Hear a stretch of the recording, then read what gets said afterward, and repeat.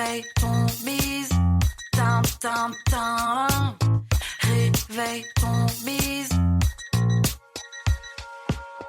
Bienvenue sur Réveille ton bise, le podcast qui t'aide à y voir plus clair quand tu ne sais plus trop où tu vas et que tu as envisagé au moins une fois de fermer ta boîte à 2h32 du mat après une énième insomnie. Moi, c'est Justine Arma. Je suis entrepreneur depuis 2018. Mon job, t'aider à traverser les creux, retrouver de la clarté et redonner du sens à ton activité avec plus de kiff et évidemment moins de pression. Parce que oui, persévérer, ça peut aussi rimer avec envie de bosser moins. Alors si aujourd'hui t'as autant d'entrain que le mec de ta meilleure amie traîner à un karaoké un soir de pluie, alors t'es au bon endroit. Prends un café, un carnet et bonne écoute.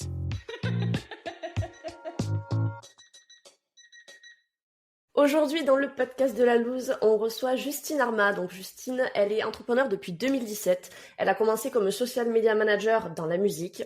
En 2019, elle a cofondé un studio de création musicale. Et depuis 2020, elle est mentor podcast et business pour les entreprises qui détestent perdre leur temps et qui ont l'impression que leurs journées font seulement 12 heures. Elle parle couramment podcast, évidemment, marketing digital, business et vente, et elle adore souffler des idées créatives pour aider les entrepreneurs à y voir plus clair et surtout pour arrêter de subir l'entrepreneuriat.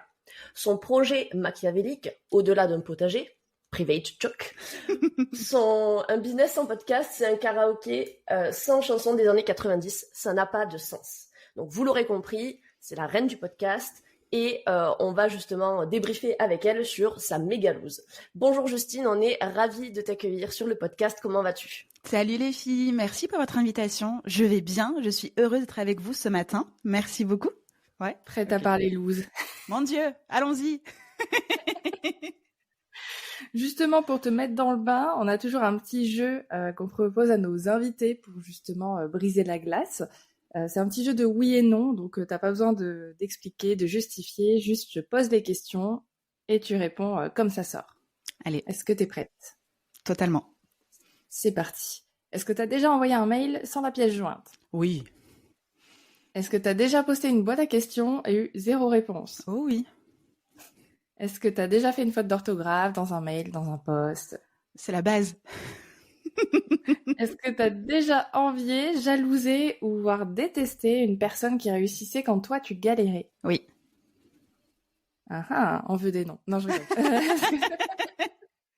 Alors, l'anecdote, c'est que derrière, après, c'est devenu des super potes. Ah, donc ça c'est intéressant. Mhm. Peut-être on pourra en reparler. Est-ce que t'as déjà eu le syndrome de l'imposteur ? Oui. Est-ce que t'as déjà pleuré par rapport à ton business ? Complètement. Est-ce que t'as déjà eu envie de tout arrêter ? Oui. Oui. Est-ce que t'as déjà remis en question tes choix, tes décisions ? Oui et non. Ok. Est-ce que t'as déjà perdu de l'argent dans une pub, une stratégie ou un recrutement ? Bon, c'est un peu le thème de l'épisode d'aujourd'hui, mais... Oui, mais les trois, hein, totalement, du coup. Hein. Nickel. Et aujourd'hui, est-ce que tu dirais que tu as tout le temps confiance en toi ? Non. Ok, merci pour ces réponses. Maintenant qu'on est dans le mood de la loose, on va pouvoir enchaîner sur le sujet de cet épisode. Donc nous, si on t'a invité sur ce podcast, c'est pour parler d'une méga loose, entre guillemets, on peut dire ça comme ça, qui, du coup, que t'as traversé là cette année, si je dis pas de bêtises.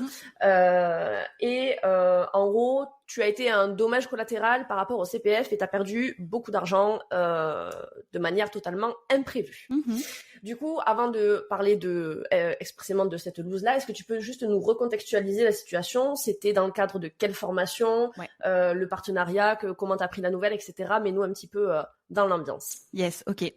Alors, j'ai collaboré avec une personne qu'on va appeler tout simplement Nina par son prénom. On dira pas plus d'infos, mais au moins ce sera plus clair. Donc j'ai collaboré avec Nina à partir du mois d'octobre 2023 sous les recommandations de super business spots de confiance. Et la collaboration avec Nina permettait en fait aux personnes qui souhaitaient utiliser leur CPF ou leur compte professionnel, on va dire FIFPL, AGFIS, etc., pour rejoindre mon programme d'accompagnement MOVA. À savoir que jusqu'à octobre de l'année dernière, j'avais déjà, moi, été éligible au CPF parce que j'étais organisme de formation, mais j'avais arrêté parce que compliqué d'un point de vue administratif, très lourd à gérer, beaucoup de réformes, à chaque fois tu changes les programmes, enfin bref, un enfer sur terre. J'avais arrêté ça. Et MOVA ne dépendait pas du tout en fait de financement, on va dire professionnel. MOVA se vendait très bien, c'était toujours 80% de mon chiffre d'affaires, j'avais une liste d'attente, etc. C'était le truc en plus parce que j'avais eu des demandes. Et du coup, je me dis en fait, why not ? On va ajouter ça en plus et puis ça va être cool.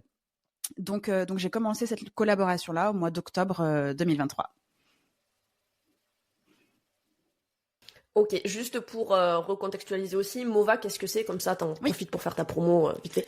Oui, alors MOVA, MOVA, c'était mon programme d'accompagnement pour les entrepreneurs qui souhaitaient lancer un podcast au service de leur business. L'objectif, c'était de lancer un podcast le plus stratégique et le plus léger possible, c'est-à-dire que on réfléchissait à l'emplacement dans leur communication, dans leur stratégie marketing de leur podcast. À l'intérieur, on choisissait tout ce qui allait concevoir leur podcast, donc description, création du générique, parce que du coup, ça passait aussi dans mon studio de musique. Les idées d'épisodes, la stratégie d'épisode, la fréquence, la stratégie d'invité, tout ce qui pouvait permettre en fait à l'entrepreneur de gagner en visibilité et de pouvoir vendre à travers son podcast. Donc c'était un accompagnement qui durait 3 mois. Cet accompagnement-là me coûtait aussi de l'argent parce que j'étais plus toute seule à accompagner les entrepreneurs. J'avais une mentor, une assistante technique dans la communauté privée, le studio de musique aussi. Donc, on était 4 personnes à collaborer avec un entrepreneur. C'était vraiment, on te prend par la main, tu as une idée et on va t'aider à aller jusqu'au bout de ce podcast parce qu'on sait que ça prend du temps, on sait qu'on a peur quand on veut lancer un podcast et que parfois ça passe après tout le reste et qu'on se retrouve 2 ans plus tard en disant mais j'avais une super idée, j'ai rien fait. Voilà, donc l'objectif c'était d'y aller. Et je dis c'est parce que grâce à cette mésaventure, j'ai décidé en fait de fermer MOVA comme il est et de créer plutôt MOVA Academy, mais on en parlera ensuite plus tard. Comme quoi, il y a toujours un petit peu de lumière à travers l'état de merde. C'est joliment dit. Voilà. On a le titre de l'épisode, c'est bon. C'est ça, la lumière après la merde, c'est bon. Exactement, la lumière au bout du tunnel même, j'ai envie de dire. Ok, donc du coup, ce programme d'accompagnement, juste par ordre d'idée, combien ça a coûté ? Du coup, l'accompagnement ou une fourchette, si tu as envie de nous le partager. Le prix était à 1 590 € hors taxe, donc ça tablait autour de 1 700 TTC. Pour les personnes qui étaient en autofinancement, il y avait un paiement jusqu'en 4 fois qui était possible.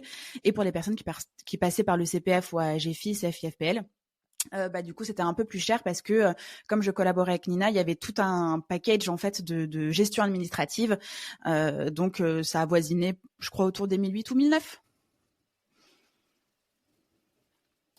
Ok, donc tu te lances dans cette collaboration, tout se passe bien j'imagine au début ? Oui. Bah oui, au début, comme ça a été assez rapide, c'est-à-dire on a fait un matching contact. Comme j'étais recommandée, elle m'avait été recommandée, c'est fait très rapidement. En plus, dans son catalogue de formation qu'elle avait donc sur son organisme de formation, il n'y avait pas de formateur podcast. Et en fait, ma formation s'incluait dans un parcours en fait de marketing digital pour créer et développer son entreprise. Donc j'étais avec plusieurs formatrices et donc il y avait un aspect juridique, il y avait aussi des formations Instagram, il y avait formation LinkedIn, il y avait il y avait pas mal de formatrices. Et en fait, il manquait le podcast et donc du coup ça a été un bon matching parce qu'on s'est dit en fait faut vraiment qu'on travaille ensemble, ça match de ouf.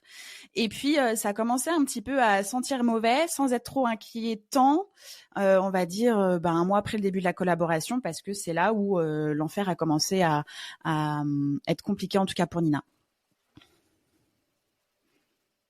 Et qu'est-ce qui s'est passé du coup parce que l'enfer a commencé, donc c'est-à-dire qu'est-ce qui s'est passé ? Qu'est-ce qui a enclenché justement cette descente aux enfers ? Il y a un espèce de truc qui est pas cool que on va dire la Caisse des dépôts, le compte CPF fait pour les entreprises qui sont pas si énormes. Il les asphyxie avec beaucoup de paperasse. Et en fait, Nina a changé tout simplement de banque et fallait mettre à jour son RIB sur la plateforme du CPF, son espace à elle. Et en fait, le CPF refusait en fait cette mise à jour de RIB. Donc, elle a commencé à avoir des paiements en attente de ses prestataires avec qui elle collaborait déjà depuis plusieurs mois. Tout ça parce qu'en fait le RIB n'était pas mis à jour sur la plateforme et à chaque fois il lui demandait d'envoyer un document qui était le cabis, sauf que son format d'entreprise ne permet pas d'envoyer un cabis. Et donc elle avait beau envoyer des justificatifs, le CPF mettait 3 semaines à chaque fois pour lui répondre non, il nous faut un cabis. Elle était là, mais en fait qu'est-ce que vous ne comprenez pas dans ma phrase de je n'ai pas de cabis, voici le document qui justifie mon entreprise. Et en fait ça a traîné on va dire novembre, décembre. Donc je commençais déjà à avoir des paiements qui tombaient plus de son côté, mais on n'était pas du tout inquiète. Et bien au contraire, l'équipe de formatrices et moi-même, on était un peu en mode genre d'accord, pas de souci, t'inquiète pas, on gère, on a de la trésor, c'est bon. De toute façon, encore une fois, moi j'avais des personnes qui venaient en autofinancement, donc je ne dépendais pas totalement de ça, heureusement. Mais quand même, il fallait que je vende encore et encore pour pallier au fait que l'argent ne venait pas. Donc, souvenez-vous, c'est un programme d'accompagnement. On est 4 personnes à accompagner les gens. Ça demande du temps. Il y a des rendez-vous. C'est quand même un truc c'est pas illimité, quoi, en fait. Il y avait un nombre de places et moi, en fait, je commençais à avoir 1 mois d'attente pour que les gens prennent rendez-vous, juste call découverte avec moi, et 3 mois pour rentrer dans Mova. Et là, en fait, il fallait que je fasse rentrer des gens. Donc, mon temps commençait à diminuer. Le stress, la fatigue. On est fin décembre. T'es un peu au bout de ton rouleau. Là. Tu veux juste faire ton bilan. Tu veux juste manger tes chocolats à Noël, dormir un petit peu et repartir en 2024, quoi. Et non, en fait, c'était pas du tout possible. Et en fait, début janvier, elle nous annonce qu'elle a pris des avocats pour obliger en fait le CPF de mettre à jour ce RIB, parce qu'on est toujours à ce moment-là. Hein. Enfin, nous on était un peu genre, mais c'est lunaire cette histoire, c'est qu'un RIB, qu'est-ce qui se passe? Et en fait, ça fait partie d'une espèce de stratégie pas cool, qui est vraiment d'asphyxier les entreprises qui ne sont pas des gros organismes de formation. Le CPF a pas du tout apprécié qu'elle fasse ce move et en fait, ils lui ont collé un premier contrôle qu'elle a réussi. Il y a eu un jugement. La juge s'est demandé si c'était sérieux en fait qu'il y ait une audience pour un changement de RIB. Enfin, vraiment, c'était vraiment lunaire.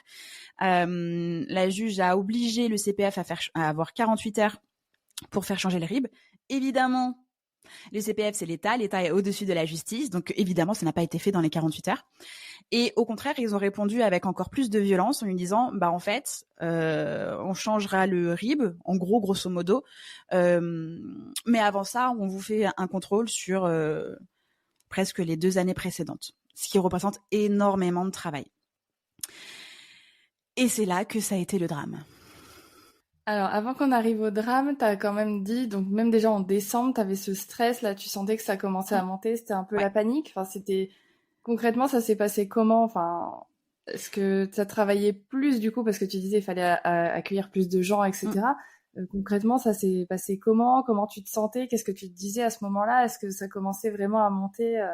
J'étais pas trop stressée. En fait, j'étais pas encore trop stressée parce que c'était vraiment qu'un RIB, donc tu sens pas la patate comme ça arriver. Tu sais qu'un RIB, il y a rien de compliqué, quoi. On n'est pas hors la loi. Changer le RIB et laissez-nous travailler, en fait. Donc j'étais pas stressée financièrement. Par contre, oui, j'étais fatiguée parce que j'avais, je sais plus, en octobre, j'avais fait un lancement. C'était même mon meilleur lancement. Je crois que j'avais presque une dizaine de personnes. Donc c'était déjà beaucoup. Moitié-moitié, donc autofinancement et CPF. Donc c'était cool en fait, mais il fallait que je continue de faire rentrer des personnes. Du coup, en novembre, en décembre, il fallait que je prévoie janvier parce que du coup l'argent ne venait pas et que ça faisait quand même à ce moment-là peut-être 8 000 €. Je suis un solo business. Ma boîte a des coûts, les gens avec qui je travaille, ça coûte de l'argent, ma rémunération aussi. Et en fait, ma trésor commençait vraiment à fondre comme neige au soleil. Et en plus, moi, début 2024, j'avais commencé à enclencher tout un chantier de repositionnement, de rebranding, etc. Donc ça aussi, ça a des coûts. Et donc je me dis ok, ça va être sur ma trésor. De toute façon, c'est toujours qu'une histoire de RIB, donc ça va passer et ça va aller. Et en fait, c'est pas passé du tout et c'est pas allé du tout. Et ma trésor, a disparu. Il a fallu que j'injecte moi-même de l'argent personnel dans ma boîte pour pouvoir payer les personnes avec lesquelles je travaillais. Et là, tu sens beaucoup de frustration parce que tu travailles beaucoup, t'as vendu très très bien. moi, pour vous donner un ordre d'idée, sur le dernier trimestre 2023, j'ai fait 30 000 euros de chiffre d'affaires. Absolument génial. Sur les 30 000 euros, t'en enlèves 8 000 qui sont pas tombés. Mais bon, c'est pas grave, ça tient le coup. Et entre janvier et mars 2024, j'ai aussi fait 30 000 euros. Donc, c'était trop bien niveau chiffre. Par contre, en fait, tout ça avait des coûts et il y a eu un espèce de move pas cool. C'est-à-dire que j'ai dû accueillir plus de personnes. J'ai dû donc travailler plus. Et faut dire aussi que cette histoire, ça m'a quand même plus fatiguée qu'autre chose, au point où mon dos s'est bloqué. Donc, il faut aussi contextualiser qu'au mois de janvier, je commençais à avoir mal au dos. Au mois de février, je suis dos bloqué. Donc, gère ce bordel qui arrive petit à petit, que tu vas arriver, que tu dis mais c'est pas possible, c'est qu'un rib, plus un dos bloqué, plus tous les apprenants que tu accompagnes, plus les personnes avec qui tu travailles, plus ta vie, plus, enfin bref, ça commençait à vraiment être très très compliqué. Ouais, pour le coup, t'en avais littéralement plein le dos. Enfin, complètement. Littéralement, là, tu sentais le poids de toute cette pression, ces responsabilités, les coûts qui étaient en train d'arriver, tout reposer sur tes épaules, en fait. Totalement. Fallait gérer, fallait trouver. Totalement. Il fallait que je donne ce pourquoi les clientes avaient payé, normal, mais il fallait aussi que je paye les personnes qui collaboraient avec moi pour le bien-être des clientes et l'avancée enfin bref, tout ça.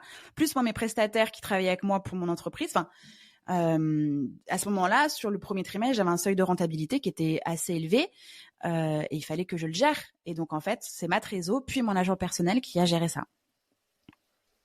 Et juste une dernière petite question, après je pense que je laisserai Lise, mais est-ce que tu as eu peur de fournir un travail de moins bonne qualité justement à tous ces nouveaux apprenants, parce que du coup il y avait plus de monde, plus de gens à gérer? Est-ce que tu as eu peur aussi que ça se répercute sur la qualité de l'accompagnement? Non, pas du tout, parce que MOVA, c'est mon programme signature depuis 2021. Je le connais par cœur. Les personnes qui collaborent avec moi dans MOVA, c'est des personnes d'amour qui connaissent exactement ce qu'il faut faire et qui sont en plus des anciennes clientes MOVA. Donc en fait, c'était parfait. Et bien au contraire, je me suis vraiment raccrochée à ça. C'est-à-dire que c'est le problème financier, c'était un truc, mais c'était des personnes qui m'avaient donné confiance, qu'elles aient payé au nom de leur poche, donc CPF ou autofinancement. C'est des personnes qui m'avaient choisi et avec lesquelles je collaborais. Il fallait que de toute manière je sois à la hauteur, et ça me faisait du bien de pouvoir voir leurs avancées, de voir leurs résultats, de voir les déclics, parce qu'effectivement, on parle podcast, mais on parle aussi beaucoup business, et presque le podcast est un prétexte à travailler sur le business finalement quand on travaille là-dessus. Et il se passe à chaque fois plein de choses. Et vraiment, c'était ça où je me disais, mais j'aime mon métier de ouf et c'est pas grave, je vais trouver des solutions et on va continuer, etc., quoi. C'est ça, c'est trop beau ce qui se passe à chaque fois pour chaque personne. Donc, en fait, on va continuer. Ok, donc malgré tout, tu es quand même dans cette énergie de vouloir tout donner, de vouloir faire au mieux que possible.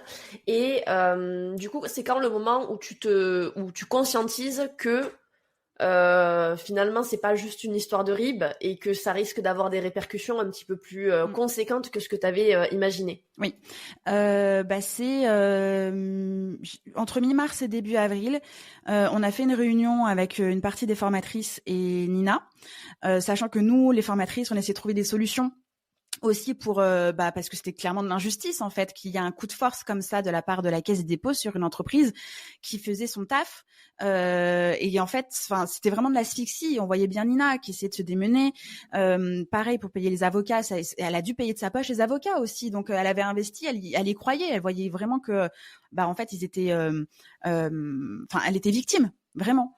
Et puis donc on fait une réunion, on expose avec les autres formatrices des solutions. Moi j'étais prête pour dire on va aller chez Julien Courbet, parce que fun fact, j'ai déjà été à la radio de Julien Courbet pour une affaire il y a quelques années.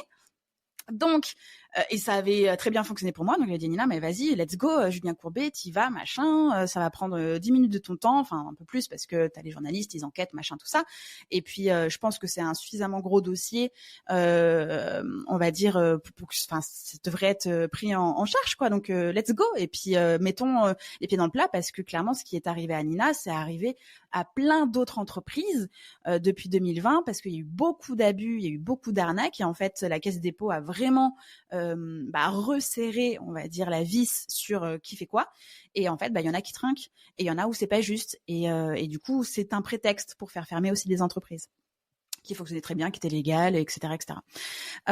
Et donc, on expose plusieurs solutions. Nos clientes étaient prêtes à faire aussi un branle-bas de combat médiatique. On parlait de pétitions. Enfin, vraiment, on était autour de Nina en disant voici les solutions qu'on peut t'apporter. Tu n'es pas toute seule. On te soutient. On comprend. C'est la loose. Vraiment, on y va ensemble. Et puis, au fur et à mesure des échanges, on s'aperçoit qu'en fait, Nina était en mode je veux plus y mettre de temps, je veux plus y mettre d'argent. Mettez de l'argent si vous voulez.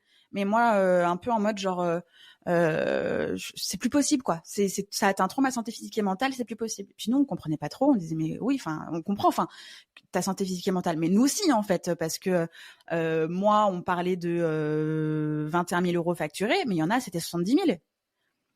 Enfin, donc, puis il y en a, c'était 10 000, et 10 000, c'est énorme. Et puis même moins, c'est de la somme de l'argent, c'est des gens qui ont travaillé, en fait, hein, qui ont fait des ventes et qui ont travaillé ensuite. Donc, l'argent est là, récupérons-le. Puis on voyait qu'en fait, Nina dégageait un peu le sujet, était un peu en mode genre non, mais bon, peut-être que machin. Puis on lui disait, mais non, on peut pas prendre le relais puisque c'est ta boîte. C'est ton litige avec la Caisse des dépôts. Nous, on est juste, le contrat qu'on avait avec Nina, c'était un contrat de prestataire de service. On n'aime pas du tout lié avec la Caisse des dépôts. Voici une prestation que l'on fait au sein de l'organisme de formation de Nina. C'est contractuel, on t'envoie ta facture, elle est payée. Donc nous, le seul recours qu'on pouvait faire, c'était de se retourner contre Nina. Et ça, c'était pas prévu. C'était plutôt, on va travailler ensemble et puis vas-y quoi, nos clientes, nous et tout, on va peser dans le game et ça va le faire en fait. On sait parler, on sait communiquer, on sait trouver des solutions, on est des fucking badass entrepreneuses, on y va. Et puis à la fin de cette visio-là, on commençait tous un peu à être un peu en mode genre c'est bizarre ce qui se passe. Nina nous informe qu'en fait, elle a reçu, qu'elle a répondu à la Caisse des dépôts comme quoi elle allait pas effectuer le contrôle qui était du coup demandé pour récupérer l'argent. Puis on nous dit mais enfin comment ça tu fais pas le contrôle et l'argent?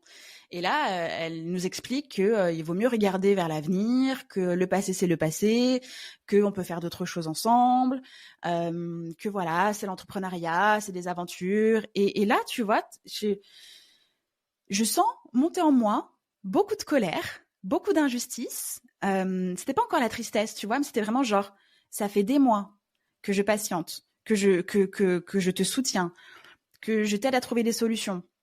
Qu'on t'aide à trouver des solutions, qu'on est vraiment autour de toi. On a joué équipe, en fait. Alors qu'en fait, si ça avait été un client lambda, au bout de 15 jours de retard, vous savez, on envoie le premier mail de relance, puis la petite lettre de attention, si dans machin, je suis pas payé, machin, puis mise en demeure et tutti quanti. Avec elle, on n'a rien fait. On était vraiment en mode, on comprend, c'est la merde, on te soutient. Et en fait, elle a tout simplement quitté le navire et nous a laissé, nous, prendre la flotte, quoi. Et donc moi je commence vraiment à m'énerver. Je dis mais attends, mais tu te moques de nous, c'est pas quoi comment c'est possible en fait. Et nous on était en mode genre on va t'aider à faire le contrôle, on va récupérer le dossier de nos clientes, on va se mettre en conformité avec toi, ça va être très rapide, alors que c'était pas du tout notre rôle. C'est elle qui doit gérer l'administratif. Elle est payée pour. Sur le contrat qu'on a avec elle, si elle prend un pourcentage sur nos ventes, c'est pour gérer la conformité et l'administratif. Donc nous, même on était en train de lui dire, non, on va récupérer de nos clientes, t'inquiète, on va se soutenir, on va taffer plus, machin. Sachant que on avait dû continuer de faire des ventes, on avait dû continuer de faire des lancements, etc., etc. Donc on était un peu sur tous les fronts de faisons de l'argent, fatiguons-nous, aidons, on va t'aider. Et puis en fait, tout était non. Et donc quand elle nous dit, non, je refusais le contrôle, c'est en passant, normalement, on n'a pas le droit de refuser un contrôle. C'est comme les fiscs, hein. Ils te suivent jusqu'à ta tombe, ta mort et après, pour tes descendants. Hein. Et donc, du coup, on comprend pas trop. Et moi, je m'énerve. Je dis, mais attends, en fait, ça fait 1h15 qu'on parle, qu'on t'apporte des solutions. Alors que toi, tu as déjà pris une décision. Tu as déjà envoyé ta lettre il y a plusieurs jours. Et c'est maintenant, au bout d'1h15, que tu nous dis qu'en fait, tout ce qu'on te raconte, le temps qu'on passe, là encore, c'est non. Ah là là, je regarde les autres formatrices sur Zoom et je leur dis pardon les filles, là c'est pas contre vous, mais j'ai besoin de raccrocher au nez, je m'en vais. J'ai quitté Zoom. J'étais en colère. En plus il y avait ma famille qui était à la maison, ils devaient venir manger. J'avais pris 1h15 de ma vie personnelle pour cette histoire.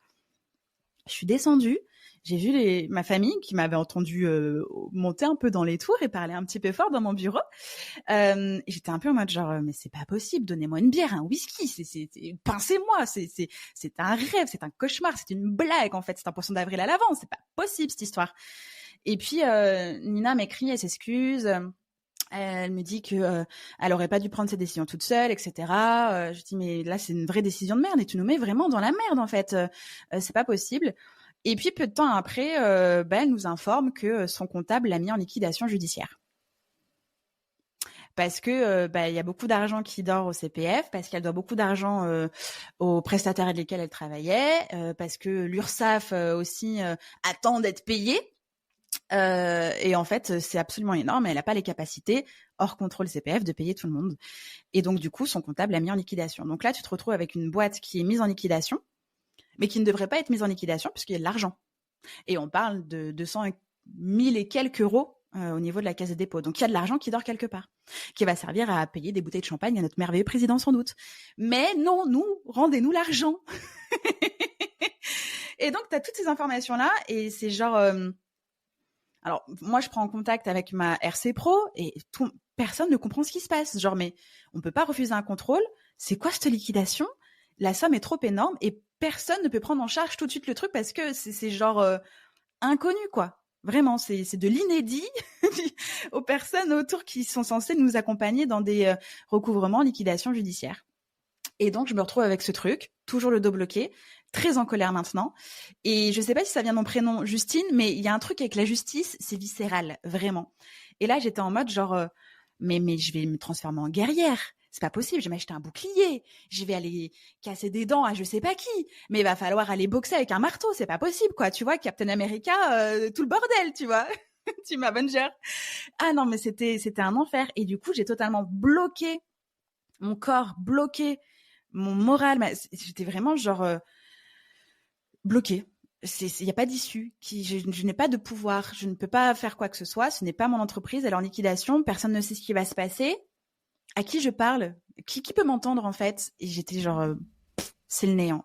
Et puis évidemment, Nina a disparu de la circulation. Elle a été mise en arrêt maladie parce que très compliqué pour elle. Oui, mais en fait, c'est pas le moment. En fait, t'as une équipe à gérer. Tu ne disparais pas comme ça. Et si elle a disparu, donc en fait, on s'est toutes retrouvées un peu en mode genre, qui fait quoi, qu'est-ce qu'on peut faire, etc. Il y a des personnes qui ont carrément fait un déni pour leur santé mentale et pour leur entreprise. On dit bah tant pis. Je suis là genre mais à quelle heure tant pis? Alors peut-être que c'est moi qui ronge trop mon os, j'en sais rien. Hein. Mais moi je suis là genre mais comment ça tant pis? Il y a pas tant pis en fait. Et puis même nos clientes qui avaient du coup utilisé leur canette pour le CPF étaient très en colère. Il a fallu gérer ça. Parce que elles sont là genre mais en fait c'est l'argent qui est censé te revenir, tu m'as accompagnée, je suis trop contente, mais t'es pas payée. Donc il fallait aussi gérer le mécontentement des clientes et aussi au moment où le CPF a dit on vous met un contrôle, les personnes qui étaient pas en statut fin de formation, donc j'accompagnais des personnes qui étaient en cours de formation, ça a été tout simplement annulé. Donc ces personnes-là, j'ai pas pu facturer Nina. Mais il y avait quand même un accompagnement.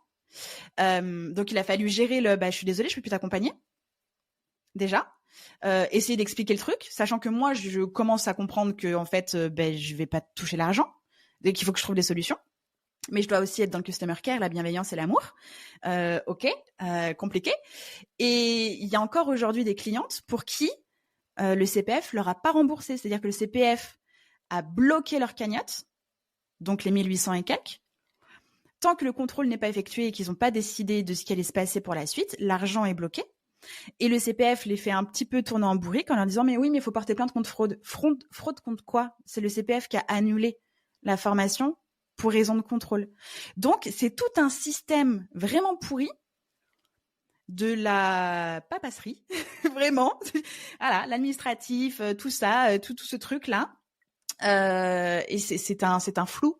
C'est un flou. Et la seule interlocutrice que mes clientes avaient, c'était moi, sachant que moi, je pataugeais dans mon caca et que je n'avais pas de solution non plus à apporter. Donc, il y en a certaines à qui j'ai dit, écoute, je fais un rabais si tu veux venir dans Mova. Il y en a certaines à qui elles n'avaient pas les moyens de faire un autofinancement.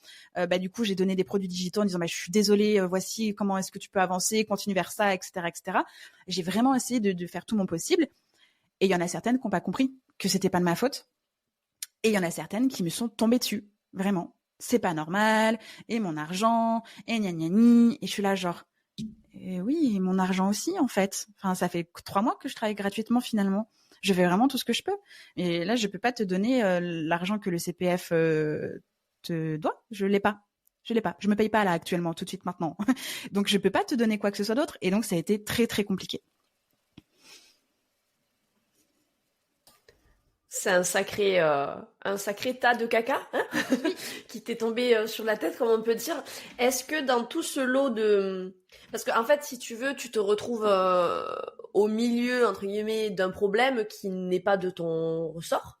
Est-ce qu'à un moment donné, tu te roules en boule chez toi et tu pleures toutes les larmes de ton corps? Est-ce que t'es toujours en mode Xena la guerrière, on y va quand même, coûte que coûte? Ou est-ce que tu te dis, alors attends, là, stop, je prends du recul, c'est plus de mon ressort, je me suis bloqué le dos, enfin, c'est pas la peine de me mettre dans ces états-là. Par quelles étapes tu passes au niveau physique, mental, émotionnel? Les 3. Et parfois même dans la même journée. Je me réveille le matin, genre, oh là là là là, ça va être une sacrée journée de merde. Je me mettais derrière mon bureau. Allez, qu'est-ce que je peux faire tout de suite? Elle est où ma solution? Qu'est-ce que je peux faire? Qu'est-ce qui va m'apporter le maximum de résultats? Ok. Et au bout de 2 heures, très mal au dos, boule en PLS. Voilà comment ça se passait. On dirait un très mauvais dessin animé. Ah mais oui, mais clairement, mais toute cette période-là est lunaire en fait, vraiment. Et comme du coup je ne pouvais pas agir sur cette affaire-là, en dehors de faire déclarer mes créances, d'essayer de comprendre un peu comment se passait une liquidation judiciaire même, parce que c'était genre vraiment inconnu dans ma vie, et de voir ok, c'est quoi les délais, qu'est-ce que je peux faire, comment faire reconnaître mes dettes, à savoir que du coup c'est pris en charge par un mandataire de liquidation et c'est lui qui a tous les pouvoirs sur l'entreprise de la personne. Donc c'est lui qui décide qui va être payé. Où est-ce qu'on trouve l'argent? Est-ce qu'il faut aller vers la caisse des dépôts? Est-ce qu'on va l'obliger de faire le contrôle? C'est lui le décisionnaire, en fait. Nina est totalement démunie de son entreprise. En tout cas, de celle-ci, parce qu'elle en a une autre. Mais en tout cas, de celle-ci, démunie. Et donc, à ce moment-là, moi, je prends contact avec le mandataire pour essayer de comprendre. Et il m'explique que moi, la seule chose à faire, c'est de faire reconnaître mes dettes, donc d'envoyer par courrier recommandé une petite lettre de mes factures. Donc, tu repayes en plus de l'argent, hein. Voilà, tu continues, hein, parce que bon... Quand même, on n'est plus à 10 balles près, hein, finalement. Voilà, c'est ça. T'as 21 000 facturés dans la nature, plus 5 000 que tu ne verras jamais, plus 2 100 qui sont encore en cours sur ton autre boîte via le FIFPL et la GFIS. Donc, tout ça, t'es presque à 27 000, 28 000. Donc, 10 balles de recommandé, on s'en fout, on n'est plus à ça près. Et donc, moi, je peux qu'attendre. Je fais ce que l'on me dit, puisque de toute façon, je ne peux plus rien faire. Même Nina ne peut rien faire dans cette boîte, c'est le mandataire qui décide. Mais il dit quand même que s'il reste de l'argent après avoir payé l'URSSAF, l'État, gna gna gna gna gna, maybe, peut-être, si Dieu le veut, qu'il pourrait y avoir quelques petites miettes. Et il me dit qu'il va voir quoi faire auprès de la Caisse des dépôts. Et ça, on est au mois de juillet. Depuis, j'ai toujours pas de nouvelles. Là, on est début septembre. J'ai envoyé un mail en début de semaine pour savoir où est-ce que ça en est. Silence radio. Voilà. Donc c'est toujours un flou artistique. Moi du coup, les choses que je pouvais mettre en place, c'était ok, j'ai réussi à faire ces chiffres-là, j'ai réussi à vendre, je vais recréer la valeur, je vais recréer la vente. Sauf que je suis pas du tout dans la même énergie. J'ai le dos bloqué, je suis très en colère. J'y vais avec la haine, j'y vais pas avec le plaisir, le challenge. Et donc je fais un peu en 4e vitesse un lancement masterclass, et ce qui fonctionne pour moi depuis 6 mois, donc j'y vais serein en me disant ok, c'est pas grave, je vais aller chercher mes 15 000 là en juin, et puis je referai un lancement en septembre, et puis ça c'est bon, je vais renflouer mes caisses, ça va être cool et tout. Sauf qu'en fait mon lancement masterclass se passe le lendemain de premier tour électoral. Et donc, en fait, à la masterclass, il y avait beaucoup le bruit des criquets parce que les gens avaient déserté. Les gens étaient genre en boule, en PLS chez eux, en disant « Mais qu'est-ce qui va nous arriver dans le pays ?» Et quand il y a ce genre d'actualité dans un pays, les gens ne dépensent plus d'argent, ils se mettent en mode survie, urgence. Qu'est-ce qu'on va faire pour pouvoir vivre ensuite si c'est les gens qu'on veut pas qui passent au pouvoir? Comment on fait? Et donc, en fait, pas grand monde. Et au lieu de faire 15 000 euros, j'en ai fait 4 000. Donc, c'est bien. Mais c'est bien quand ça fonctionne. Moi, c'est OK pour moi de 4 000, c'est cool, parce que je sais que j'ai pas que Mova aussi. Je fais du consulting, j'ai des produits digitaux. Je ne dépends pas non plus que de Mova. Mais là, en fait, c'était vraiment le truc, OK, faut que ça y aille. C'est ça qui rapporte de l'argent très rapidement. On est au point, on peut accueillir des gens, etc. Non. Et sachant que j'ai toujours mon trou béant dans ma trésorerie.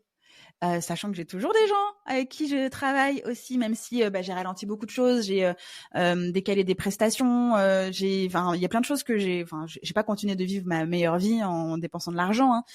J'avais un minimum, et ce minimum là quand même, il faut payer les outils, les personnes qui travaillent avec moi au quotidien, quoi. Et du coup là je suis un peu en mode genre mais c'est pas possible en fait, je suis maudite, c'est pas possible.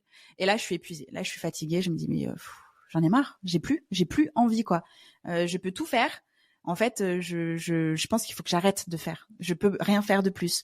Donc, je me suis mis un peu en mode genre, on va prendre soin de mon dos déjà, parce que je suis toujours bloquée. Donc, ça fait 6 mois en fait que je peux pas bien marcher, que je peux pas rester assise, que je peux pas travailler debout. C'est un peu l'enfer sur terre, que je vais plus à la salle de sport, que j'ai augmenté mes séances de kiné, et puis d'avoir mal à son dos, ça fait, t'es fatiguée en fait à longueur, parce que tu dors pas bien la nuit, t'es pas bien la journée. Enfin, vraiment, je me traînais, quoi. Et du coup, et c'est très dur pour moi de lâcher mon os, mais il a fallu que je lâche. Et donc, je dis, en fait, c'était le dernier lancement Mova, et puis je ferme Mova, le temps de savoir où est-ce que je vais et ce que je veux. En tout cas, je sais ce que je veux plus. Par contre, il faut que je cherche ce que je veux. Et du coup, j'ai profité de cet été pour nettoyer, faire un peu d'introspection, et puis me lâcher la grappe sur faut que j'aille récupérer ces 25 000 qui sont dans la nature. Non, je sais quel est mon seuil de rentabilité, et je vais remplir les caisses, et puis j'ai plus de trésor, c'est pas grave, ce sera du mois au mois. Alors c'est pas le truc le plus safe au monde parce qu'on sait pas le mois prochain, s'il y a une galère, c'est la merde, vraiment. Et j'étais là genre un peu en mode genre c'est pas grave, l'entreprise c'est l'entreprise, moi j'ai ma vie, je vais prendre soin de ma vie, je vais faire le taf pour que ça tourne dans la boîte. Et puis après, voilà, c'est plus de mon ressort, quoi. Et nous sommes en septembre. Ouais. Ouais, en fait, ça a été vachement intense. Enfin, physiquement, ça s'est ressenti. En fait, toute la colère que t'as depuis 6 mois, finalement, en fait, t'es crispée de colère depuis 6 mois, et ça se répercute, comme tu dis, t'es plus irritée face aux gens, aux choses, aux événements. Tu fais pas les choses avec la bonne énergie. Et alors, même si là, il y a eu les élections, donc il y avait aussi cette optique-là, mais je pense que même peut-être dans la façon dont tu communiquais, ça devait se ressentir, en tout cas un peu. Et comme tu dis, la fatigue, quand t'es crispé tout le temps, tu dois être épuisé, en fait, à avoir les muscles tout le temps, constamment, jamais relâché, en fait. Ah, mais oui, c'est ça. Ouais. C'est ça. Et puis même dans ma vie personnelle, mais je pense que j'avais la tronche enfarinée tous les jours et que je donnais pas envie de parler avec moi, quoi. Tu vois, je pense que dans mon quotidien, ça va, dans ma vie tous les jours, j'ai un mec, c'est un amour, et un chat. Mais je pense que ça devait pas être rigolo pour eux tous les jours, hein. De me voir, encore une journée de merde. Bon, allez, oui, je peux rien faire, enfin, non, en fait, t'as pas envie d'être avec ce genre de personne. Et moi, j'aimais pas cohabiter avec moi-même. Ouais, donc en plus, tu te mettais la pression de « Oh putain, je vais encore être chiante aujourd'hui avec eux. Allez, faut essayer de remonter la pente », mais en même temps, tu peux pas parce que t'as ça, comme tu dis, t'es accroché à ton os. C'est ça. C'est injuste, c'est pas normal et tout. Et je pense que ça doit être super dur, effectivement, de se dire il faut que je lâche, mais en même temps, si je lâche, qu'est-ce que ça veut dire aussi de moi par rapport à cette histoire? Est-ce que ça veut dire que j'abandonne et que c'est bon, je m'en fous? Alors que pas du tout, comme tu dis, c'est injuste, et tu mérites d'avoir ces sous, tes clientes méritent aussi d'avoir ne serait-ce que les prestations et tout. C'est pas évident, et en même temps, visiblement, c'était la chose à faire, même si très compliquée, pour que ça débloque derrière. Ça veut pas dire que t'abandonnes finalement, parce que c'est toujours en cours, mais pour toi, ta santé mentale et physique, ça devenait indispensable, en fait. Ouais, totalement. Et puis, vraiment, j'étais un peu en mode genre, mais si je ferme Mova, c'est toujours mon produit signature. Qu'est-ce que je fais? Avec qui je travaille? Qu'est-ce que je donne? D'autant plus que Mova, je l'avais mis à jour genre mai-juin. Donc, j'avais retravaillé sur le contenu, etc., etc. Donc, j'étais là, genre, mais j'ai passé du temps là-dessus. J'ai fait encore, on a level up sur la qualité, sur plein de trucs, sur l'accompagnement, sur les process. Et je vais le fermer comme ça, en fait. Bah oui, je vais le fermer comme ça. Foutu pour foutu, on y va. C'est ça. Après, j'ai fermé l'accompagnement en tant que tel. Mais là, je suis en taf de chirurgienne, c'est-à-dire que je dissèque en long, large, en travers Mova pour créer Mova Academy, et donc répondre à des problèmes très spécifiques pour les entrepreneurs qui souhaitent lancer un podcast, réussir le lancement, créer un générique, organiser leur podcast, faire du marketing, des tunnels de vente, etc. Donc, tout se trouve dans Mova. Juste là, je dissèque le truc et je le fais en mini programme, très passage à l'action, sans accompagnement du coup. Donc ça continue d'exister, c'est un tout nouveau format, c'est en version test, mais c'est ce dont j'ai besoin, c'est-à-dire que là actuellement, autant j'adore accompagner, autant là je sens que en fait mon énergie elle est trop fragile pour pouvoir passer du temps en rendez-vous, en accompagnement, etc. Et donc, du coup, je dois switcher, changer mon business model, imaginer des nouvelles choses pour au moins prendre ce temps-là j'ai besoin de quelques mois, sans doute, plus soft, quoi. Et c'est hyper intéressant ce que tu dis. Est-ce que du coup, cette version de Mova qui va prendre forme prochainement, j'imagine, est-ce qu'elle aurait existé s'il n'y avait pas eu toute cette histoire avec le CPF et les galères que ça a engendré? Est-ce que c'était quelque chose que tu avais déjà potentiellement projeté dans ta vision à long terme ou quoi que ce soit, ou pas du tout en fait? Alors, il y a déjà eu un peu des versions...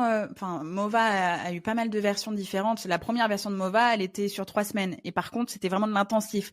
3 semaines, on lance ton podcast et tu vis ta meilleure vie après. Par contre, faut pas avoir ni d'enfants, ni de business, ni rien. C'était très intensif. C'est l'année dernière, je crois, que j'ai commencé à faire un Mova par niveau.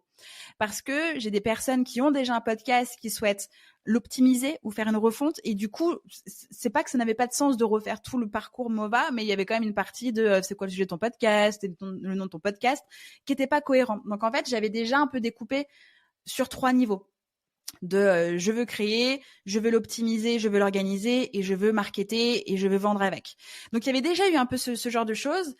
Par contre, je le vendais très mal. C'est-à-dire que les personnes qui avaient déjà un podcast, finalement, j'étais pas à l'aise de leur donner juste une seule partie de Mova parce qu'il y avait quand même une cohérence, en tout cas sur le parcours.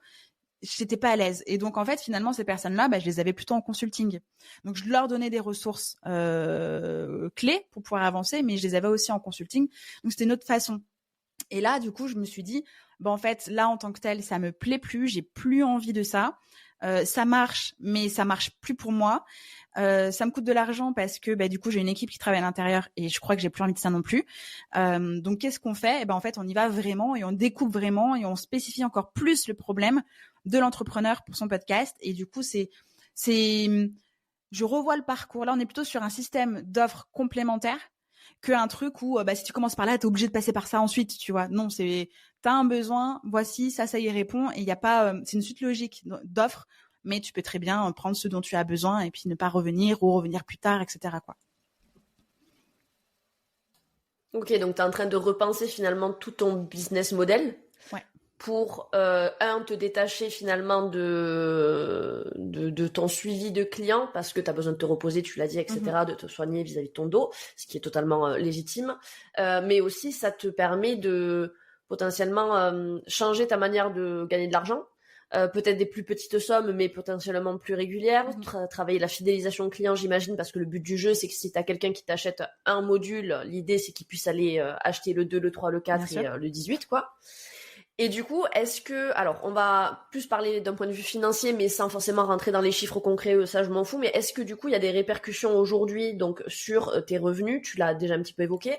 Est-ce que tu as un prévisionnel de combien de temps tu vas subir finalement les dégâts de cette loose, ou tu vas un peu à vue, Inch'Allah, on verra bien ce qui se passe, quoi?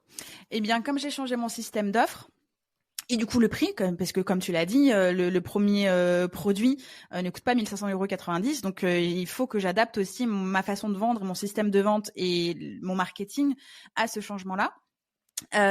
Du coup, mon prévisionnel a switché aussi, parce que je vends plus de la même manière et pas au même nombre de personnes. À titre de comparaison, si on prend ma toute première offre qui coûte 97 € TTC, il faut que je fasse beaucoup de masse.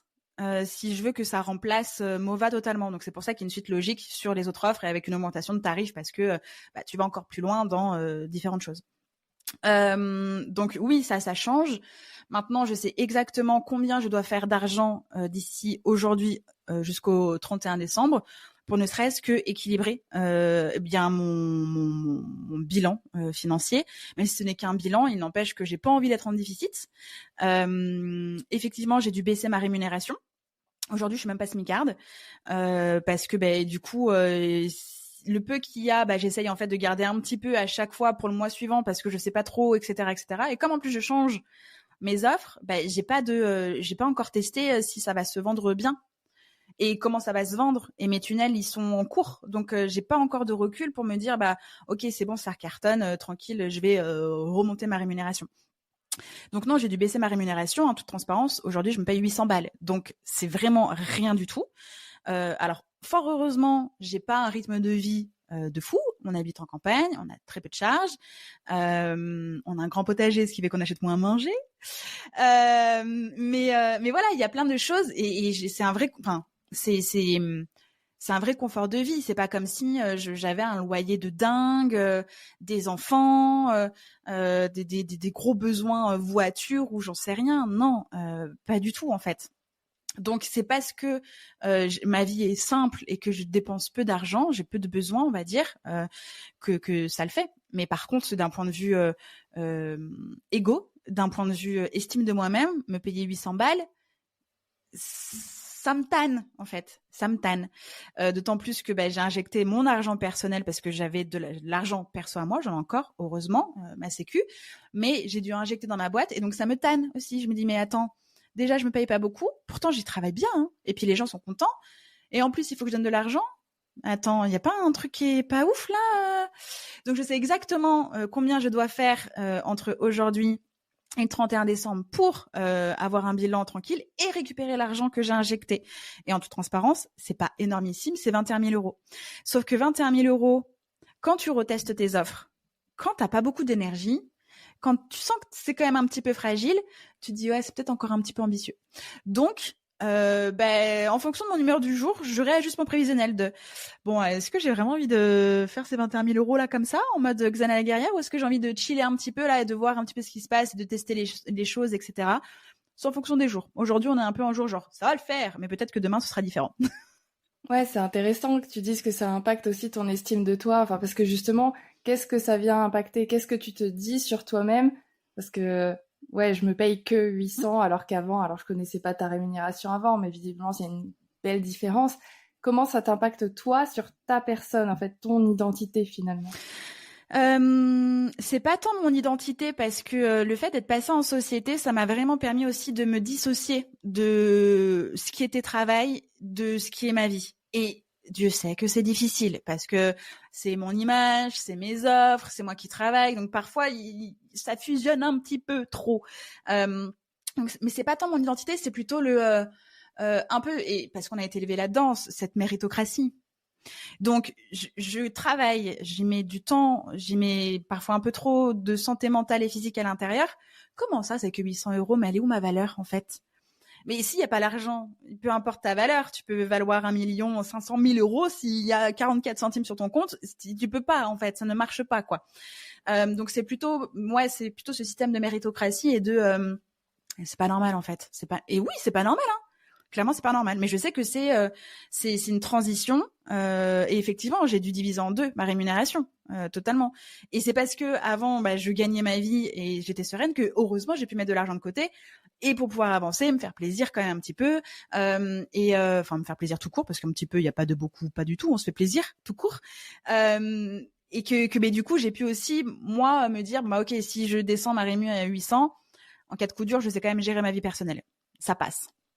Et heureusement que j'ai fait ça, quand même, parce que si en plus j'avais plus de thunes perso ou plus de thunes pro, mais c'est pas possible en fait. Non. Là c'est la crise d'angoisse, de foie, c'est la dépression, c'est tout ce que tu veux, l'ulcère et compagnie. En plus d'avoir le dos bloqué. Il y a plus rien qui fonctionne, tout s'arrête, c'est panique à bord, toutes les alertes sont au rouge. C'est ça, totalement. Ok, ouais, en fait tu te dis beaucoup. Tout ça pour ça, quoi. Ouais. En gros, c'est tout le travail donné pour ça, quoi. Ouais. 800 euros qui me permettent de survivre, pour payer mon loyer, alors qui, comme tu dis, heureusement, n'est pas énorme. Vous habitez en campagne, t'as encore des sous de côté, etc. Mais c'est quand même tout ça pour...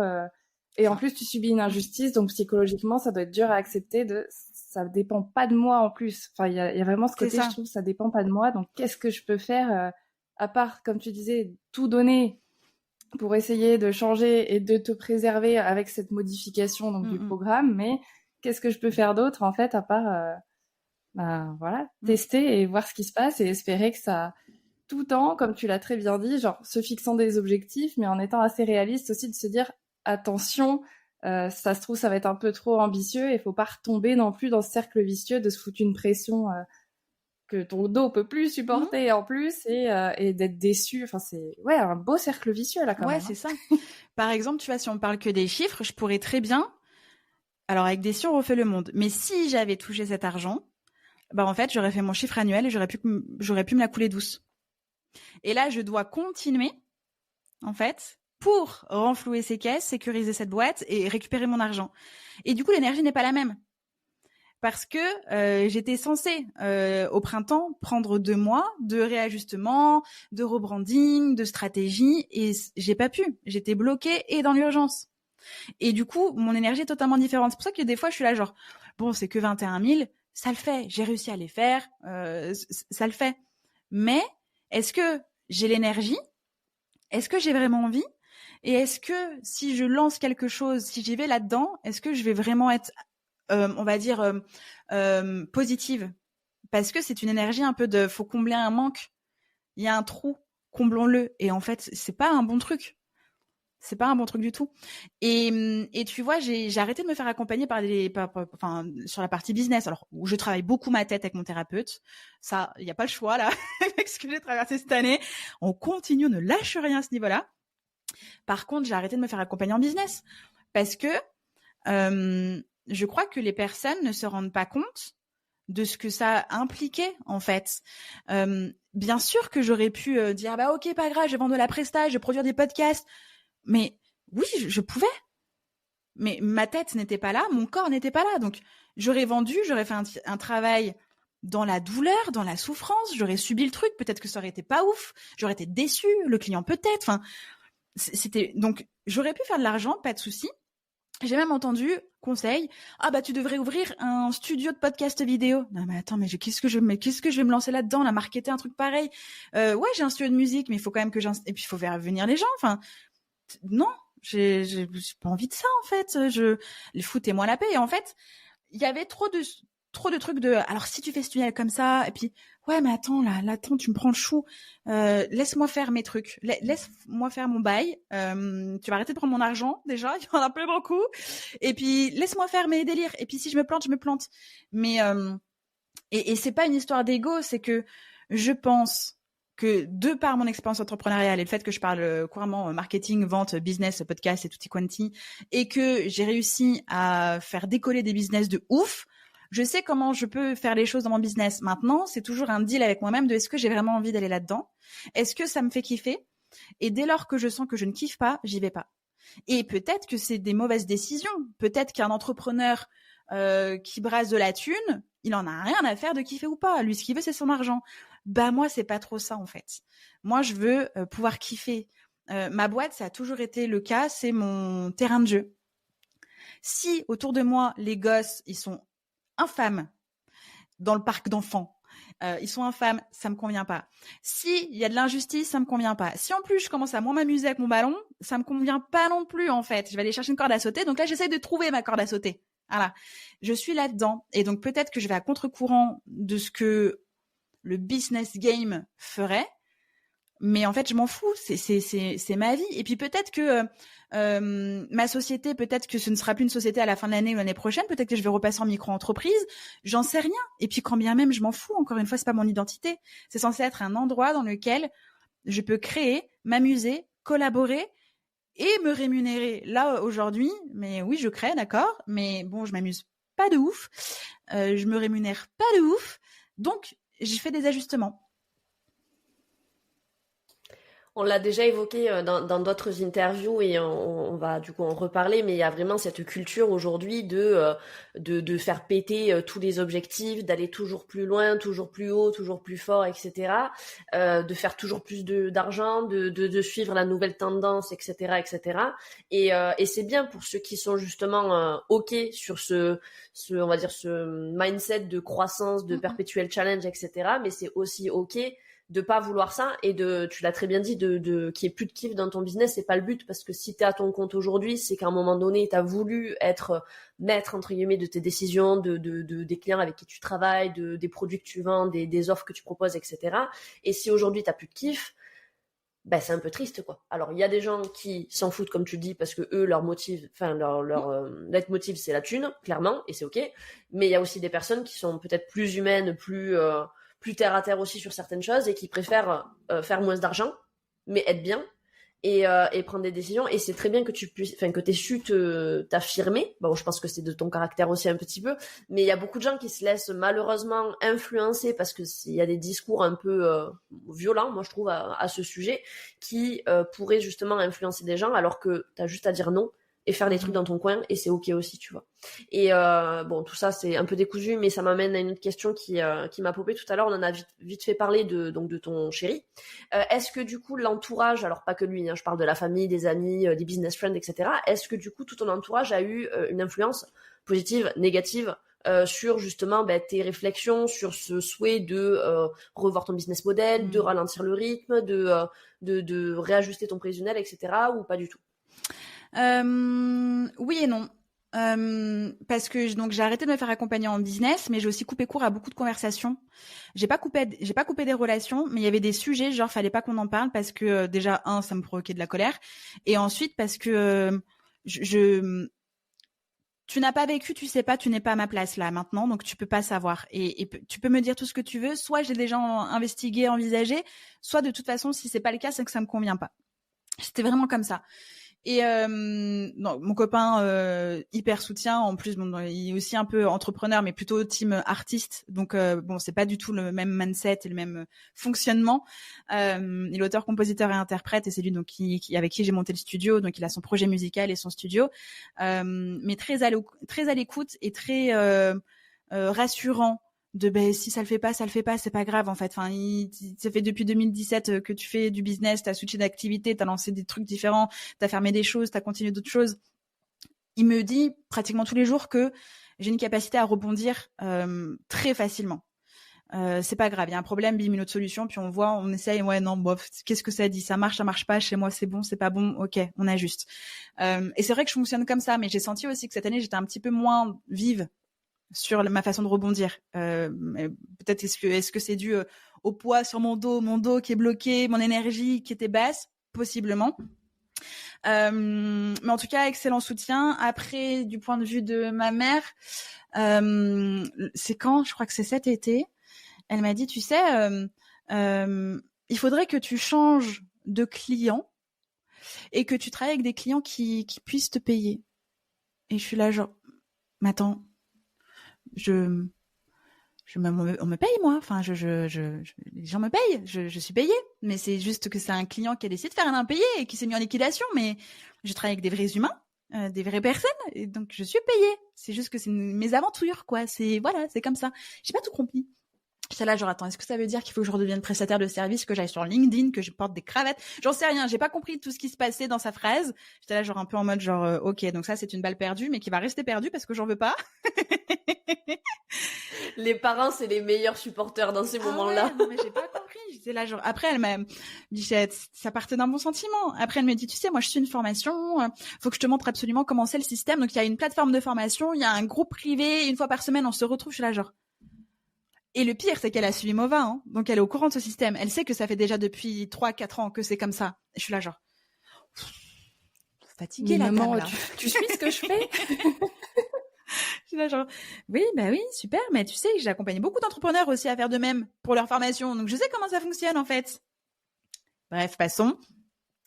Des amis en dehors du business qui comprennent pas toujours ce que je fais m'ont beaucoup soutenu, m'ont envoyé c'est pas juste, c'est pas de ta faute, prends soin de toi, essaye de lâcher. Mais bon, essaye de lâcher, c'est compliqué de lâcher.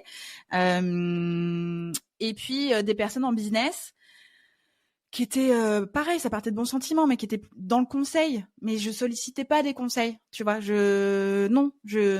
Allez Justine, tu vas y aller, vas-y, fais un lancement. Non, en fait, je veux pas y aller. Je me mets sur une aire d'autoroute et puis je regarde les voitures passer un petit peu et puis je reviendrai quand j'aurai envie. Voilà ce qui va se passer surtout. Donc ouais, il y a eu un petit peu de tout. Et tu vois, j'ai des vocaux sur mon WhatsApp que j'ai lus quand j'ai écouté cette semaine, qui dataient de février, au moment en fait où j'étais là genre brain saturation là, il y a trop de conseils non sollicités, il y a trop de oh là là j'ai vu machin, super soutien. Par contre là j'ai pas les capacités neuronales de prendre en compte d'écouter ce que j'ai peut-être pas envie d'écouter en plus, et de devoir répondre et de réexpliquer en plus le schmilblick. Je me souviens même que j'avais enregistré un vocal, mais genre neutre, où je racontais l'histoire et j'envoyais aux personnes qui me demandaient mais attends mais c'est quoi cette histoire. Ok, donc il y avait pas de nom, il y avait pas hey salut comment tu, non c'était genre un vocal de l'histoire beaucoup plus raccourci que ce que je viens de vous raconter aujourd'hui, mais que j'envoyais parce que j'étais genre Radio Potin bonjour, mais en fait là je peux pas gérer tout ça là. Je peux pas gérer.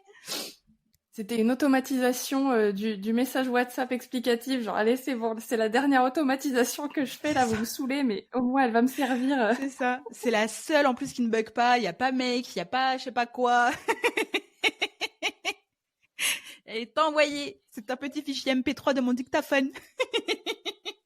Ben, moi, en même temps, je te comprends et je pense que j'aurais été capable de faire la même chose parce que dans ce genre de moment, moi, il faut pas me parler, il faut me laisser dans ma merde et me laisser digérer mes émotions, mes états d'âme, etc.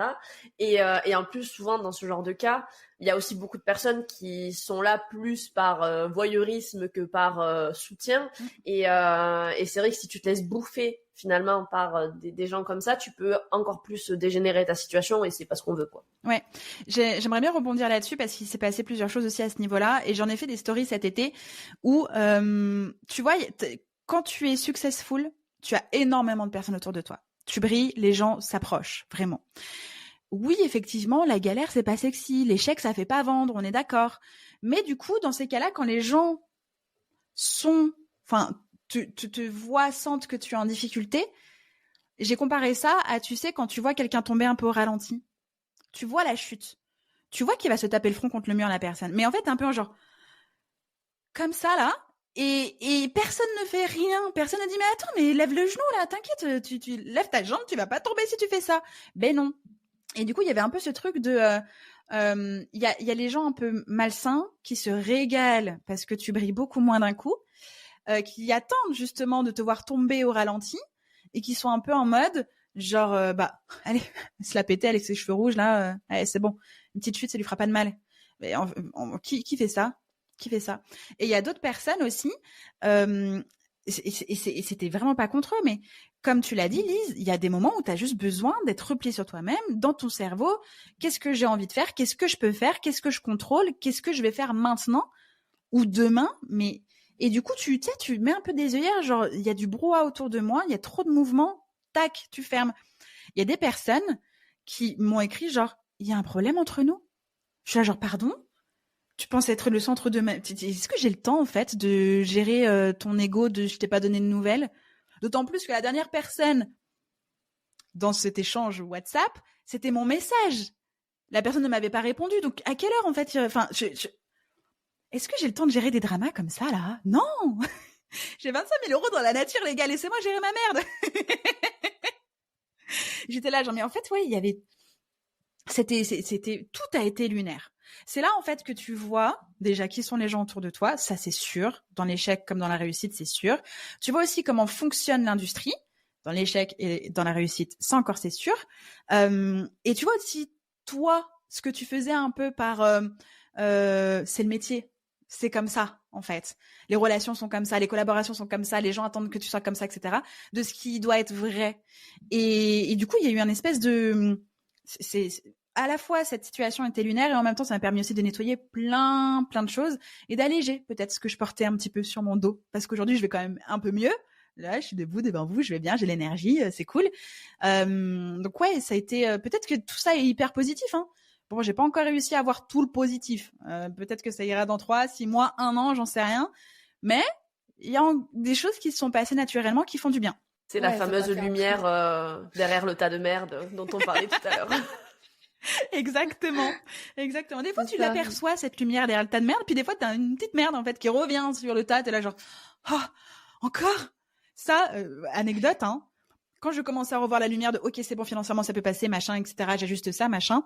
Non, j'ai une petite taxe poubelle qui est tombée là, chez moi, sachant que je la paye à titre personnel déjà, et puis me le mettre à titre pro, je suis là genre, mais vous voyez des gens dans mon bureau avec moi, pourquoi je fais plus de déchets Ben non, parce que comme je suis une société qui est domiciliée chez moi, double taxe poubelle, alors que j'imprime rien, je paye 400 € de poubelle cette année. Alors que j'ai un composteur en plus, laissez-moi tranquille. Je n'imprime rien. Et la dame au téléphone m'a dit, vraiment fun fact, mais vous imprimez pas des papiers ou des cartouches d'encre? J'ai quand bien même, j'utilise une cartouche d'encre. C'est pas la poubelle qui va la cartouche d'encre, c'est la déchetterie au recyclage. Donc pourquoi je paierais 400 € pour un truc que même je vais me déplacer pour le... Oh là là. Donc même derrière le tas de merde, des fois t'as encore un peu de bouse qui se passe dessus, qui te dit non, je vais un peu obstruer ta visibilité. Ouais, mais peut-être que ce tas de merde, comme tu dis, dans 3-6 mois, il va être super pour ton potager. Tu vois, ça va permettre de faire grandir des choses super intéressantes plus tard. Mais là, c'est vrai que c'est un peu dur de... La métaphore du fumier, ouais, c'est ça. Ah oui, bah oui, après c'est l'abondance, hein. Plus tu mets du caca sur ton terrain, plus c'est l'abondance après, hein, bien sûr. Donc imagine les récoltes l'année prochaine, hein, ça va être nickel. Ouais, enfin, ouais, mais bon, des fois t'as un petit peu marre de mettre les mains dedans, hein. Ouais, mais c'est pour ça, laisse le fumier travailler, puis toi, occupe-toi de toi tranquillement. Et justement, est-ce que tu aurais un petit conseil? Donc toi, tu nous as dit que tu es allé voir un thérapeute, du coup, ne serait-ce que psychologiquement pour gérer tout ça. Est-ce que tu aurais d'autres conseils à donner pour les personnes qui se sentent justement peut-être un peu face à ce gros tas de merde et peu importe lequel, hein, mais est-ce que tu aurais des conseils? Alors voilà, un peu mindset et peut-être un truc très pratico-pratique aussi, mais justement, pour essayer de remonter la pente et de déblayer le terrain. Ouais. J'ai pas envie d'utiliser une phrase bateau, mais je vais quand même la dire. Je crois qu'on a la réponse, en fait. Je crois qu'il n'y a pas besoin spécialement d'aller vers l'extérieur, sauf si, en fait, la réponse à son besoin, c'est d'aller vers l'extérieur. En gros, on te fait croire que si tu veux t'en sortir toute seule ou tout seul, c'est par le combat, c'est par la force, c'est par la méritocratie, ou que si tu ne passes pas par là, t'es obligé d'être accompagné, tu peux pas, en fait. Il y a un peu un truc, c'est soit tout, soit rien, soit blanc, soit noir, il n'y a pas de nuance de gris. L'idée, c'est que si tu ressens le besoin de te faire accompagner, let's go. Si tu vois que tu as besoin d'être avec quelqu'un pour atteindre ton objectif, résoudre ta problématique, let's go. Par contre, si tu sens que c'est seul, avec ou sans combat, que tu dois continuer d'avancer, en fait, c'est comme ça que ça doit se passer. Et vraiment, affirme ce choix-là. Soit d'être en équipe et d'y aller en équipe, soit d'être seul. Affirme-le vraiment. Et n'écoute pas les personnes qui vont te juger d'être seul dans ton coin, qui vont te faire penser que tu vas pas y arriver tout seul. Déjà, tu te prends pour qui? À quelle heure, en fait, on va à la guerre toute seule, ça marche pas. Les personnes qui vont penser que en fait, tu te crois au-dessus de tout. T'as besoin de personne. T'es qui, en fait? T'es censé avoir besoin de quelqu'un pour pouvoir aller à l'endroit où tu vas aller. Bah non. Vraiment, affirme ta décision. Et moi, c'est vraiment quelque chose qui a été très compliqué. Parfois, je me disais, peut-être que si je suis trop toute seule, peut-être que c'est moi, en fait, qui me mets en situation d'échec. Mais à quelle heure? J'écoute juste ce dont j'ai besoin. Et là, c'est de tester les choses toute seule. C'est de ne pas parler à des gens. C'est de ne pas parler business à des gens. C'est juste me dire, voici ce que j'ai envie d'essayer de mettre en place pour atteindre cet objectif minimum, ensuite le bien, le moyen, le waouh, c'est quoi? Et puis parfois, je veux juste atteindre le minimum. Et c'est carrément OK. Et je veux le faire seule. Et là, c'est encore plus OK. Donc vraiment, c'est l'écoute de son besoin. On a la plupart du temps la réponse en nous, vraiment, en nous, autour de nous, voilà, là. Et des fois, la réponse, elle est sous le nez, hein, clairement. Des fois, on est là genre, où est-ce que je vais? Je sais pas. Et c'est ici, hein, on sait. Hein. Donc bon, l'écoute et l'affirmation. Vraiment, c'est vraiment ça. C'est faut rester dans ses baskets, quoi. Faut rester dans ses baskets. Il faut couper son compte Instagram qui peut parfois faire parler beaucoup l'ego et moins ce qu'on veut vraiment. On est là genre oh là là, mais mon Dieu, j'ai pas fait mon reels et puis j'ai pas mis une belle couverture et lui il l'a fait, donc du coup faut que je le fasse. Est-ce que c'est vraiment nécessaire en fait? Est-ce que c'est vraiment ça dont tu as besoin? Je suis pas sûre. Donc coupez Instagram, coupez les notifs, coupez les réussites des gens. Restez focus sur là où vous en êtes, ce dont vous avez besoin pour aller au next step. Dur à dire, orthophonie demain. promis, c'est demain. Enfin non, demain c'est samedi, donc lundi. Mais voilà, c'est vraiment ça. On est responsable de ses choix, restons concentrés, affirmons nos décisions et surtout c'est l'écoute quoi. On est censé avoir tout ce dont on a besoin là maintenant. Et puis une dernière chose, oui, on passe beaucoup de temps dans nos business, on les a créés parce que c'est une vision, c'est une envie, c'est une zone que on n'est pas venu là par hasard en réalité, hein. C'est parce qu'on a envie de faire des choses et d'accomplir des choses. Et ben restons concentrés à ça. Et puis si jamais c'est plus le cas, si jamais la vision a changé, si jamais on est là genre pourquoi je suis ici, changeons. Restons pas à un endroit qui convient pas.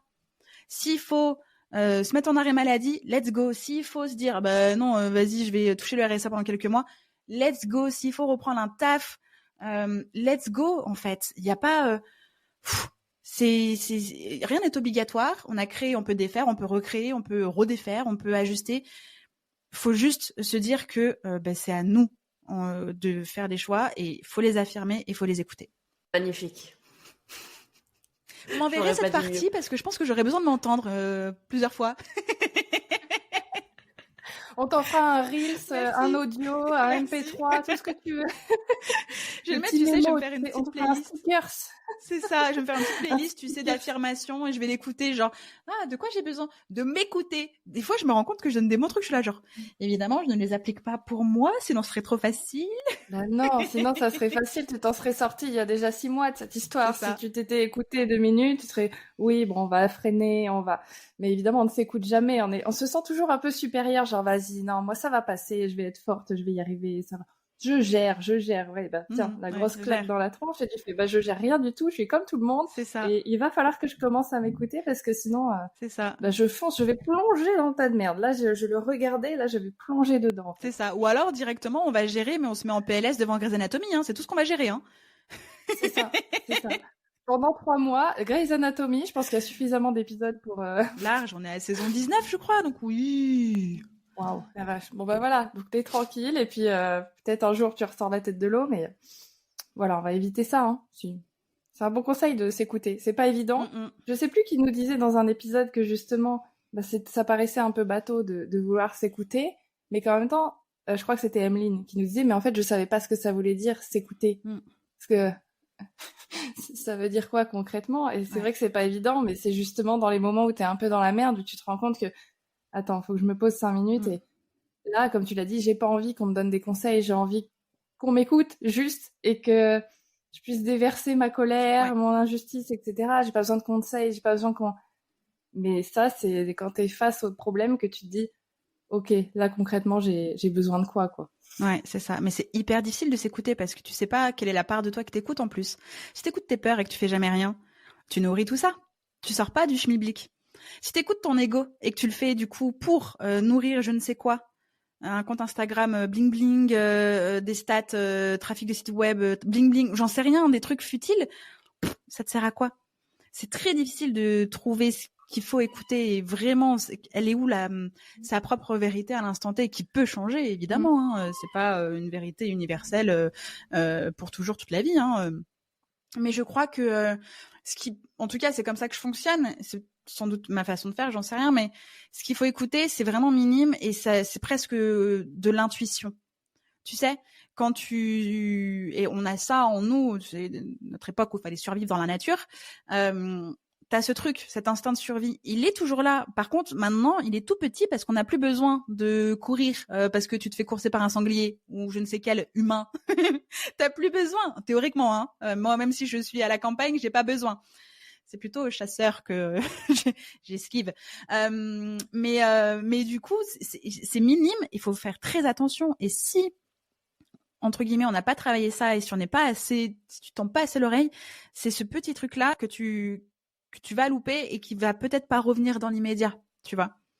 Et puis après, alors je sais pas, pour la team un peu spiritualité, tirez les cartes, faites du pendule, faites des siestes, faites de la méditation. Il y a plein de moyens de pouvoir faire un petit peu d'introspection, d'enlever le bruit, et d'essayer de trouver la bonne écoute. Vraiment, j'ai presque envie de dire la bonne fréquence, quoi. Le truc de ok, il faut que je me recable à cet endroit-là et c'est là où elle est là, ce dont j'ai besoin, c'est ici.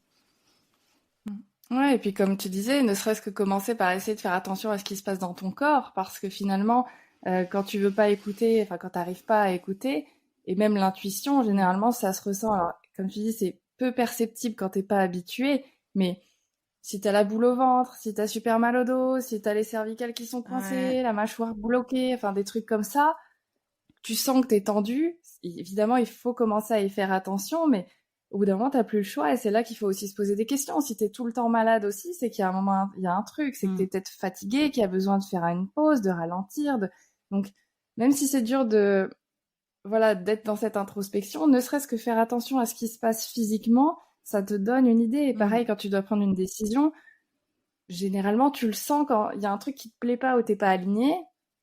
Tu le disais tout à l'heure, non, là, je vois bien que c'est pas la bonne énergie, là, je suis pas sûre que c'est la bonne décision. Écoute ça, et peut-être pose-toi des questions derrière, mais en tout cas, il y a des signaux qui sont là, et c'est important de commencer à ouvrir ses yeux, ses oreilles, comme tu dis, sur ces fréquences-là, et après, on voit ce qui se passe. Mais déjà, faire attention à ton corps, c'est un très très bon signal de « Coucou, il y a des trucs qui se passent là et tu veux pas m'écouter, alors je vais les faire ressortir jusqu'à ce que tu veuilles bien faire quelque chose, cordialement, ton corps et ton esprit. » Exactement. Tu vois, pour vous donner un exemple, l'année dernière, j'ai fait pour la première fois un séjour de jeûne et de randonnée. Donc, j'ai jeûné pendant une semaine, j'ai fait de la rando en groupe chez Sophie Rousset de la Cascade de la Vitalité. J'en parle parce qu'elle est absolument incroyable et que ça fait du bien. Et j'ai enregistré un épisode de podcast avec elle sur justement la clarté et l'énergie que tu retrouves après un séjour comme celui-ci. Je dis pas que c'est facile pour tout le monde, hein, bien sûr. Mais tu vois, j'ai senti une différence entre l'année dernière et cette année où j'y suis retournée, où cette année, physiquement, ça a été très difficile par rapport à l'année dernière.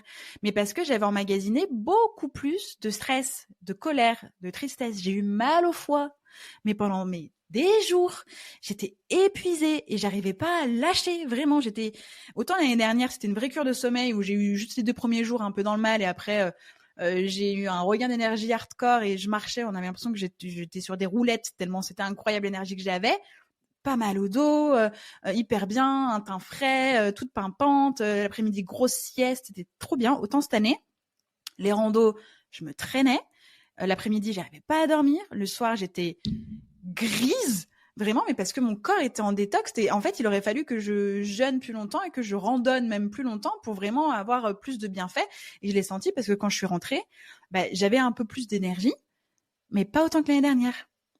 J'avais gagné un peu de clarté, mais pas autant. Et j'avais vraiment beaucoup trop chargé mon foie. Et donc là, j'attends l'intersaison, donc été-automne, pour soit faire une monodiète, soit refaire une détox du foie, parce que je sens dans mon corps que c'est encore lourd. Mon dos va mieux, donc ça veut dire que c'est quand même allégé, mais je sens que quand même mon organisme, il a emmagasiné plein de choses qui m'alourdissent, qui m'obstruent l'énergie, l'esprit, tout ça, et que faut que je me délaisse de ce poids, de tout ce que j'ai emmagasiné.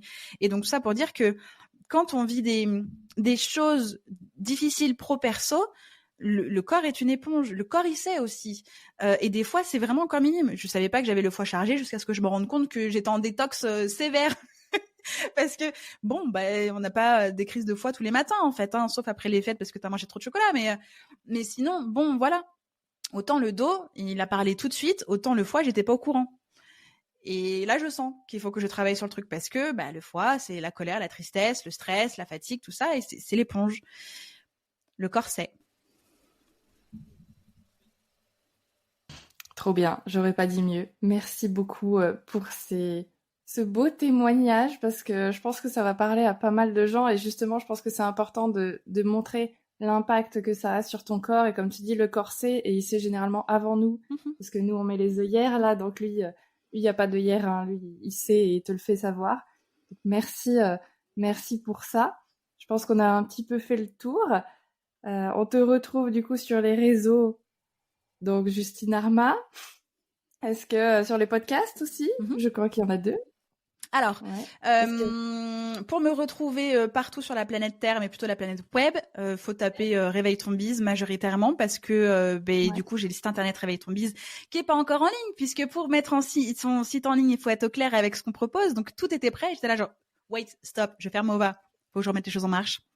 Donc voilà, le site est en maintenance, le podcast Réveille ton bise, le compte Instagram Réveille ton bise. Puis au pire des cas, si vous tapez Justine Arma, vous me retrouverez, puisque les deux sont référencés. Et oui, j'ai 2 podcasts. Le premier, c'est Justin Tuned sur les coulisses de l'industrie musicale, mon ancien business, et le podcast Réveille ton bise. Super, parfait. On met tout dans la description dans tous les cas. Et encore merci Justine de ton intervention. Merci à vous les filles pour cette invitation et cet échange et j'espère que tout ce qu'on s'est dit aujourd'hui va pouvoir aider des personnes à avancer là où ils sont et à entendre ce dont ils ont besoin d'entendre s'ils avaient envie d'entendre des choses.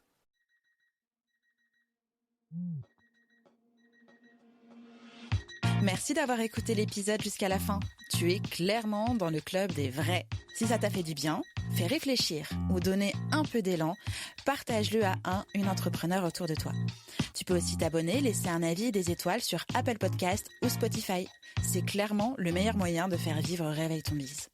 On se retrouve très vite dans le prochain épisode. D'ici là, prends soin de toi et de ton bise. Bye bye!